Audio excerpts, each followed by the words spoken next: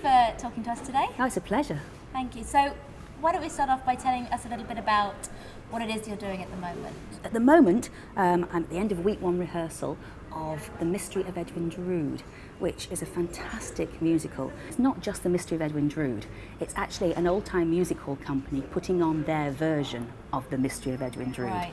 So it's got real rousing music hall numbers. Won the Tony, about 5 Tony Awards I think, in 1986 on Broadway, starring Cleo Lane and Betty Buckley and George Rose.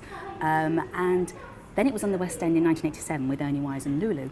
And this will be the first professional production in the country since then. And I play Angela, who's playing Princess Puffer in The Mystery of Edwin Drood.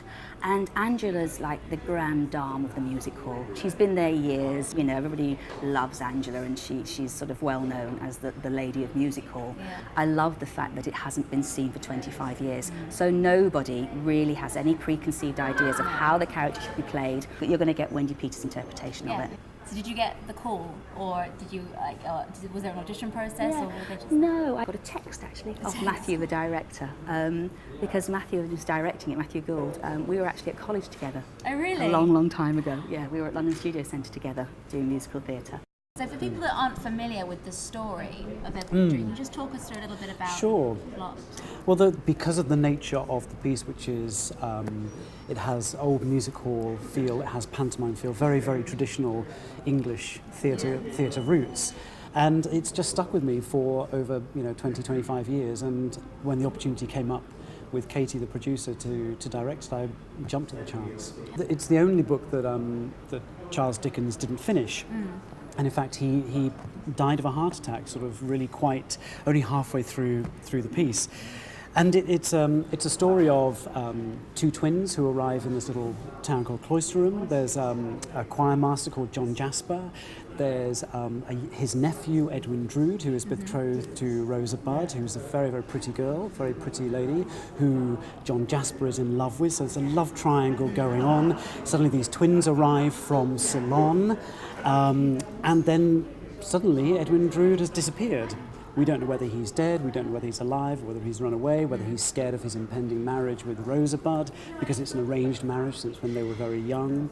We don't know whether he's been killed by John Jasper because he was jealous of Edwin Drood for marrying Rosa Budd. So there are all these different elements, and the lovely thing is with this piece, unlike other adaptations, like the Christmas adaptation on BBC One, where they chose an ending, they came up with sort of an ending that they wanted.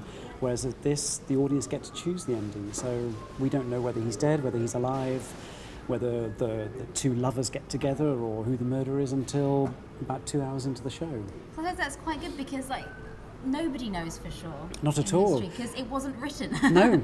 And the lovely thing is with the musical, it gives the cast members, the actors, not only have they got the script, which also has certain very heavily laden sort of clues as to who they think the murderer is, but it also allows the cast to just play games a little bit within the show to try and get the audience on their side, so that when we do come to vote, if an audience member happens to like the way Neville Landless was singing or was looking, or maybe he flirted with her in the auditorium, she might vote for him. So it gives the cast a little bit of time just to play within the show, to try and not upstage and not sort of pull focus, but to play with the characters and hopefully influence them so they get to sing one more number at the end. How is that to direct? Like, you've got to direct it 6 different ways? Yes, I think our musical director James said there are something like 14 different permutations of the endings. And it's fine for me because the endings are all the same from a directing point of view. It just means that the cast, whoever is one of the cast members who could be one of the murderers,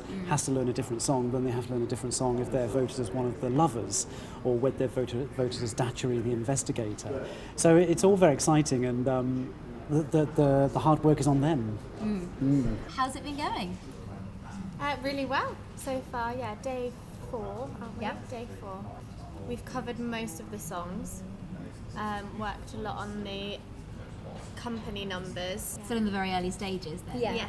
So what roles are you guys playing in the show? What are your characters? I'm Rosa Budd. She's an orphan.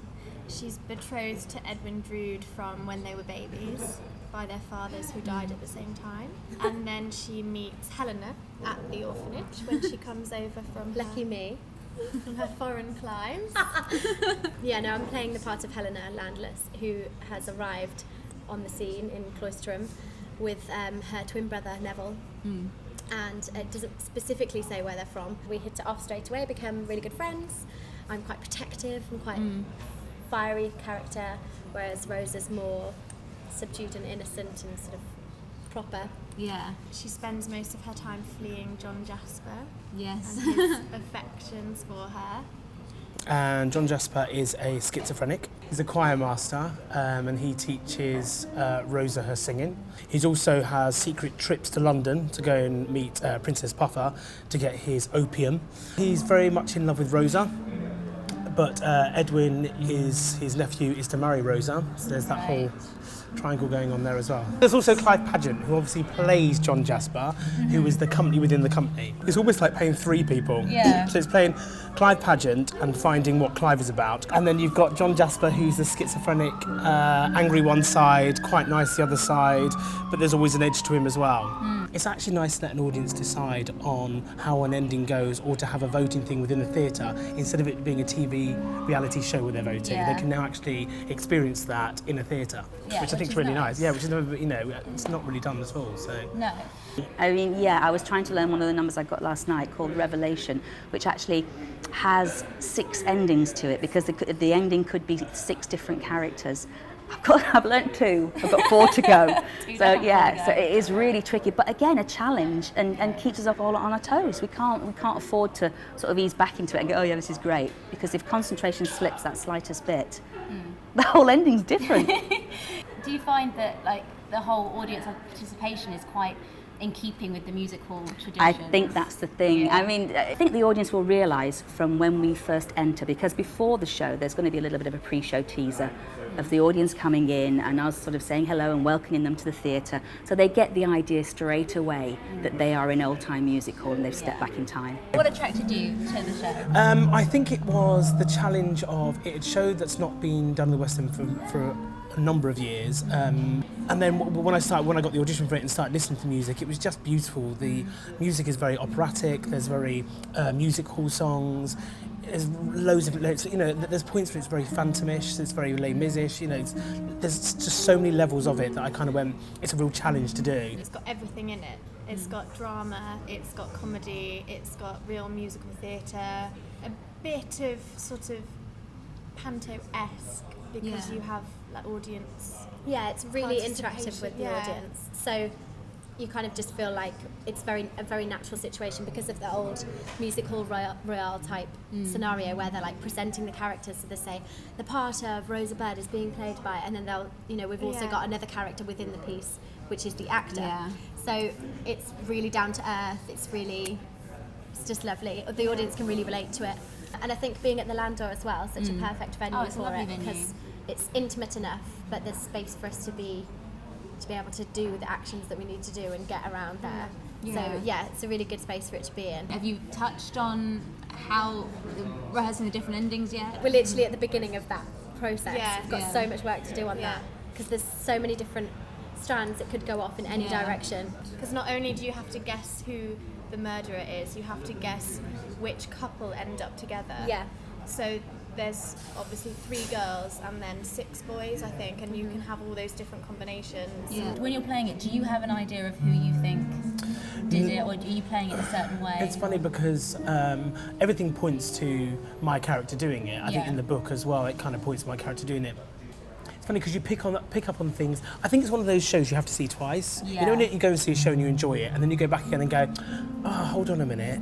Yeah, maybe it could have been him, because now I've listened the second time. Yeah. I was thinking about coming to see it. I was like, so I'll see that one and then I'll vote for that person just to see the different endings. Exactly. Yeah, that's true. I want to see all the I want to see how she sings it. Did you as a director kind of have a maybe sneaking secret suspicion of who you would believe the murderer to be, or what happened what the ending should be?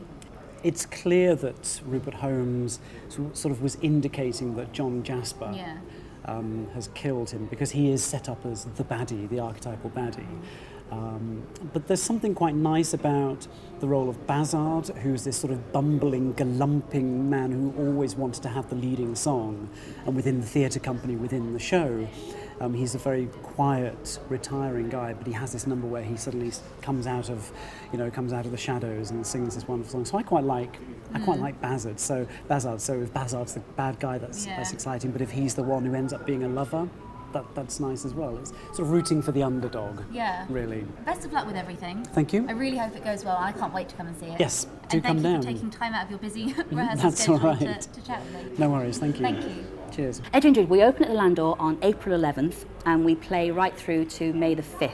And we have Sunday matinees, no Mondays, but Sunday matinees. Best of luck with everything, and thank you for talking with me today. Oh, it's a pleasure. Thank you.